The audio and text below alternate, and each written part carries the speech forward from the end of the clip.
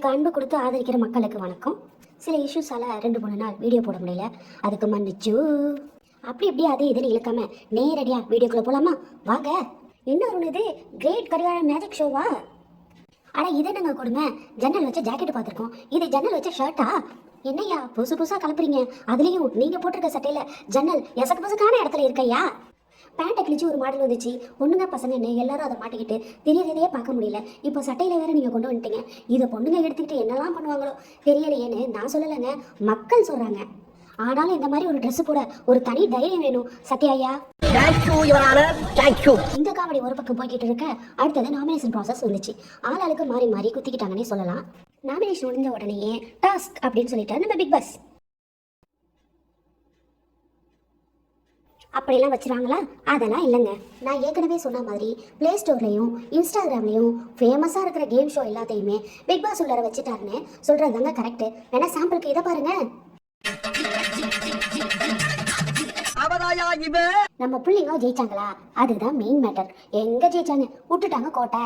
ஒரு வாரம் எல்லாத்துலேயும் ஜெயிச்ச அந்த மிதப்பா என்னன்னு தெரியல, இந்த வாரம் பண்ணுற எல்லா டாஸ்க்லையுமே வெற்றிகரமாக தோத்துக்கிட்டு வராங்கன்னு சொல்லலாம்.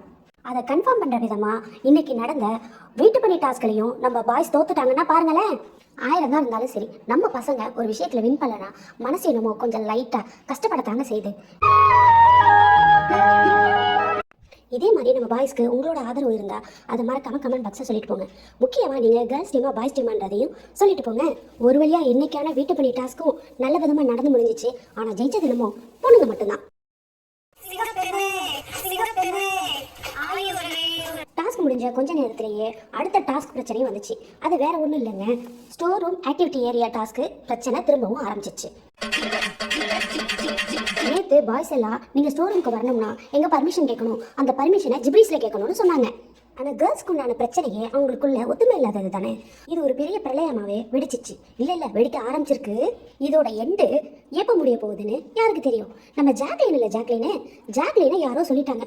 ஒரு வாரமாக பாய்ஸ் டீமில் போய் உட்காந்துட்டு ஜாக்லின் காணாமே போயிட்டாங்கன்ட்டு. அதனால என்னவோ தெரியல, ஜாக்லினுக்கு உடனே பொறி தட்டி போச்சுன்னு சொல்லலாம். ஜாக்லின் அந்த செகண்டே கிடைக்கிற ஒவ்வொரு பிரச்சனையையும் நமக்கு சாதகமாக ஆக்கி நம்ம திரும்பவும் உள்ளதான் இருக்கிறோம், நான் இன்னும் இந்த வீட்டை விட்டு வெளியில் போகலை, உள்ளதான் இருக்கிறேன் அப்படின்றத பதிவு பண்ணணுண்டே கிடைக்கிற எல்லா கேப்பையும் ஃபில் பண்ணிட்டு இருக்காங்க ஜாக்லின். என்னடா ஆடுறாங்கன்ற ஆரம்பிச்சிருக்காங்கன்ற அப்படியே குழப்பிக்கிட்டே இருக்கேன்னு சொல்கிறீங்க, அதானே? நல்லா கேட்குதுங்க. குழப்பம்லாம் இல்லைங்க, உண்மைதான். இப்போ தான் பிரச்சனையை ஸ்டார்ட் பண்ணியிருக்காங்க.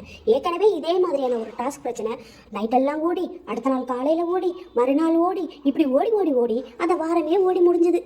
இந்த புது டாஸ்க் பிரச்சனையும் எங்கே ஓடி எப்போ முடிய போகுதுன்னு இனிமே தான் தெரியும். இப்போ தான் அந்த பிரச்சனைக்கு லேடிஸ் ரூம்குள்ளே பிள்ளையார் சொல்லி போட்டு ஆரம்பிச்சிருக்காங்க.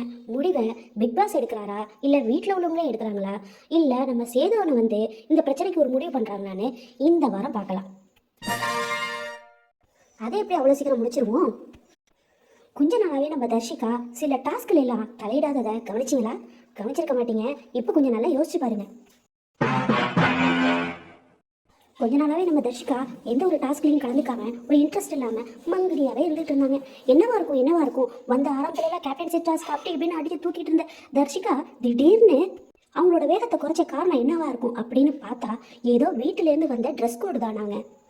ட்ரெஸ்ஸு சரியாக அனுப்பலைன்னு நினச்சிடாதீங்க, ட்ரெஸ்ஸில் கோடு ஏதோ வந்துச்சான். இதை நான் சொல்லலைங்க, வீட்டுக்குள்ளே இருக்க ஊர்கலவி சாஞ்சனா தாங்க சொல்லிச்சு. ஒரு வாட்டி எல்லாரும் கலந்து கசகச கிசு பேசிட்டு இருப்பாங்களே நைட்டில், அந்த டைமில் தனக்கே தெரியாமல் சாஞ்சனா இந்த மேட்ரை உளறிடுச்சு. ஆஹா, அப்போ ட்ரெஸ் கோடு உண்மைதான், அப்போ அப்படி ஒரு விஷயம் உள்ளே இருக்கு. ரைட்டு. ஓ, இதான் நம்ம தர்ஷிகாவோட டல்னஸ்க்கு காரணமா? பார்க்கலாம், தர்ஷிகா இப்படியே இருக்க போகிறாங்களா, இல்லை ஸ்ட்ராட்டஜி யூஸ் பண்ணி திரும்பவும் பழைய தர்ஷிகா வர போகிறாங்களான்றதை வெயிட் பண்ணி பார்ப்போம்.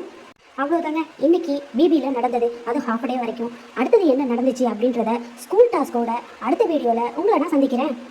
அடுத்து வேறு என்ன அப்படின்னு தானே கேட்குறீங்க? வேறு என்னங்க கேட்க போகிறேன். இதே மாதிரி அப்டேட்டுக்கு மறக்காமல் என் சேனலை சப்ஸ்கிரைப் பண்ணிக்கோங்க. அப்புறம் மறக்காமல் அந்த லைக்குகளையும் உங்கள் சப்போர்ட்டையும் எங்களுக்காக கொடுத்துட்டு போங்க. நாங்கள் ஏதாவது தவறு செஞ்சுருந்தா உங்கள் வீட்டு பிள்ளையா நினச்சி மன்னிச்சுக்கோங்க. அப்டேட்ஸை வீடியோவாக போட முடியலனாலும் நிறைய ஷார்ட்ஸாக போட்டிருக்கேன். அந்த அப்டேட்ஸை பார்க்கணுங்கிறவங்க என் சேனலை சப்ஸ்கிரைப் பண்ணிக்கோங்க. டெய்லி ஷார்ட்ஸை மறக்காமல் பாருங்கள். இதே மாதிரி அடுத்த இன்ட்ரெஸ்டிங்கான விஷயங்களில் உங்களை சந்திக்கிற வரைக்கும் டில் தென் பை பை மக்களே.